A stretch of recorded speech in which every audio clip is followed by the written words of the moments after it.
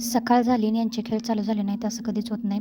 यांना जास्त प्रमाणात मातीमध्ये खेळायला आवडतं, कारण की आमच्याकडे यांना माती जास्त खेळायला भेटत नाही.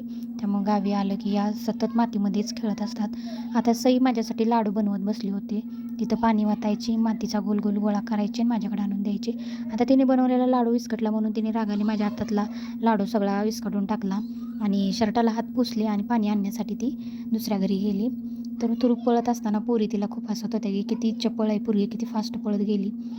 आणि तिने स्वतः हात धुतले आणि माझेसुद्धा हात धुतले. आता जरी हात धुण्याचा कार्यक्रम इथे संपला होता तरी पण यांचा खेळण्याचा मूड काय अजून गेला नव्हता. संध्याकाळ झाली होती, जेवण करून आम्ही बसलो होतो आणि या दोघींचं भलतंच वेगळंच काहीतरी खेळ चालू होता. सई हिच्या अंगावर घोडा म्हणून बसायची आणि ती स्वरा तिच्या अंगावर घोडा म्हणून बसायची. असे यांचे खेळ सतत चालू राहतात.